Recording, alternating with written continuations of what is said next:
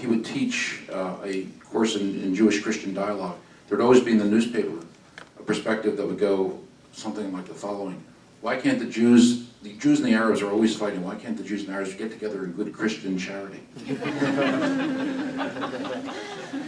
And it seems to me that there's something like that's going on here. We have to ask ourselves, when I ask how could mimetic desire, the analysis of mimetic desire, help the Palestinian-Israeli situation, I'm reminded of Pirandello's play, 6 Characters in Search of an Author. To make the claim that Pirandello's play is about 6 characters in search of an author doesn't get us very far. I mean, the mimetic desire analysis that we all want to make, we're all committed to, is only the beginning. It seems to me that we don't say much if we say that once the Jews and the Palestinians and other Arab groups begin to fight, they display all of the qualities of mimetic. Of course they do, absolutely. There's no question. As Raman Shvagar so shrewdly noted, everything depends on what we think about and what we say here. But there's a wider conflict, it seems to me.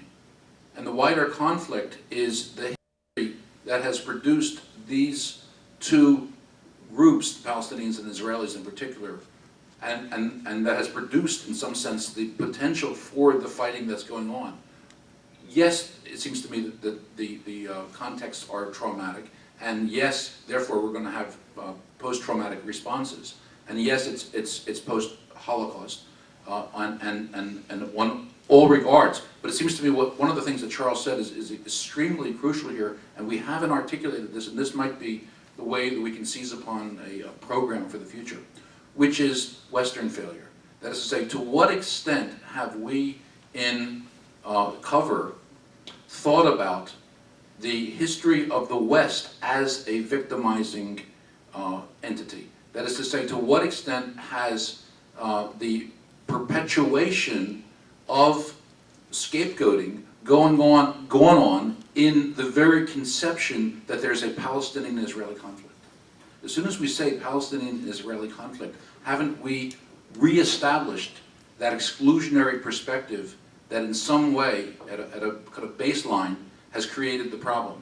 And so what we need to do, what I would suggest as a program for the future, is to begin to own, and I'm not only talking about the post-Holocaust period, because that's the most immediate, but from the very beginning, from the outset of Judaism and Christianity and Islam, the ways in which victimage has perpetuated itself, shall we say, throughout that history. I mean, I often have discussions with my colleague at Purdue, Tom Ryba, about James Carroll's book, Sword of Constantine. I think it's a wonderful book myself. I'm not Christian, so I can say that.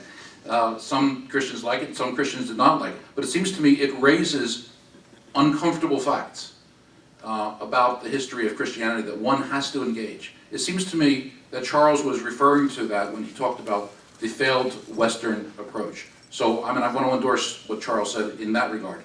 Secondly, it seems to me we have not yet had a very sophisticated understanding of what dialogue is. Dialogue presupposes, as also Charles pointed out, a dialogue presupposes two warring parties coming together. Whenever I hear the word dialogue, I think of a divorce court. and the people come to, we're going to have a dialogue between this person and this person. We're going to negotiate the goods. Would not common family be a better way of thinking about the origin? Maybe we need, families have feuds, and sometimes those feuds lead to blood. Maybe we need to own family origins rather than ask ourselves about dialogue. I always resist the notion of dialogue, and I'm very involved in what's sometimes called Jewish-Christian dialogue at Purdue. I always resist the notion of dialogue and try to substitute the sense of common family. We all are part of the same Abrahamic tradition. Why not start with that and ask ourselves how we have scapegoated each other within that Abrahamic tradition and begin to own it from all sides, from the perspective of Judaism, from the perspective of Islamic culture, from the perspective of Christianity. Then maybe cover can begin to serve as the place where the scapegoating can be understood. If not in cover, I'm echoing Hillel here, if not in cover, where?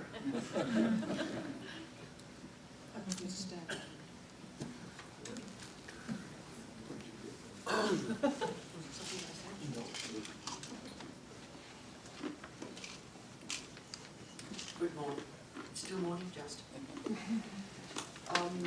I'd like to very much say that I totally agree with Sandy about the Christian aspect of this. This is a failure of Christianity, and the West has a huge amount to.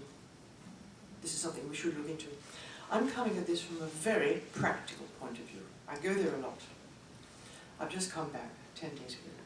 So what I want to say today is what I have seen and what I have heard. I've been speaking to Israelis and to Palestinians. So what I'm going to tell you is just a purely practical summing up of what I have seen. We're dealing here, of course, with what is an incredibly complex and emotionally fraught topic. And it is also the mimetic conflict by excellence, as we've just been saying. It is a fratricidal struggle of two Semitic peoples desiring the same land. Last year in Amsterdam, we had a paper that presented us with what I suppose you could describe as the classical Zionist position, and which I must admit I found extraordinarily sacrificial. We heard that there was no such thing as a Palestinian, which is tantamount to the lie of the empty land. We heard scapegoating of the Arabic people. And we heard about the foundational myth. Now, I was searching for words to sort of describe the foundational myth when I chanced upon something written by Professor Jacqueline Rose, a Jewish commentator from London University, and I want to quote her on this.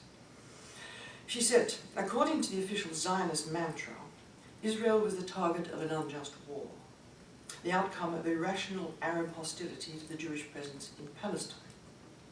The Arab leaders told their people to flee. No one had to flee. No one was expelled. In 1967, David Ben-Gurion made the following comment. The State of Israel that came into being in 1948 bears no responsibility for the Arab mass flight. No one was expelled. Professor Rose concludes, violence only ever comes from the outside. Miracle and innocence are inscribed into the origins of the nation. Now, this sacrificial violence Zionist model is very much in the tradition of certain Zionist thinking that's encapsulated perhaps by one of their most well-known theorists, that is Vladimir Jabotinsky, who, writing in 1923 in an article entitled The Iron Wall, expressed his thinking on the Zionist project vis-à-vis to the Arab population in the following manner, and I quote him. Zionist colonization, even the most restricted, must either be terminated or carried out in defiance of the will of the native people. The only path to any agreement is an iron wall. That is to say, the strengthening in Palestine of a government without any kind of Arab influence. That is to say, a state against which the Arabs will fight. In other words, for us, the only path to an agreement in the future is an absolute refusal at any attempts at an agreement now. They will struggle until there is not a spark of hope. We will continue until it is finished. End of quote. Now, this was a strand of Zionism that was espoused by Menachem Begin, Shamir, Ben-Gurion, more or less, and many others. And it still remains the dominant narrative, even today in Israeli political discourse, but it is not the only Zionist point of view. There was another voice, of a non-sacrificial nature, which was expressed by such thinkers as Aham, otherwise known as Asher Ginsburg, who saw Palestine as the cultural and spiritual home of the Jewish people, and who warned that any attempt to take the land from the Arab people would result in conflict. Ham saw Jewish settlement as a cooperation with the indigenous people. Similar thoughts were expressed by Yitzhak Epstein, who, writing in 1907, described the Arab people as those, and I quote him, who till the land, its true proprietors. In the land of our dreams, there is a whole people that has dwelt for hundreds of years and never meant to leave. Jewish settlement should mean creating a joint farming community where Arabs can enjoy modern technology. Jews and Arabs can develop Palestine together, end quote. This vision of a non-exclusivist, peaceful cooperation to replace the practice of dispossession found few takers. Epstein was maligned and scorned as being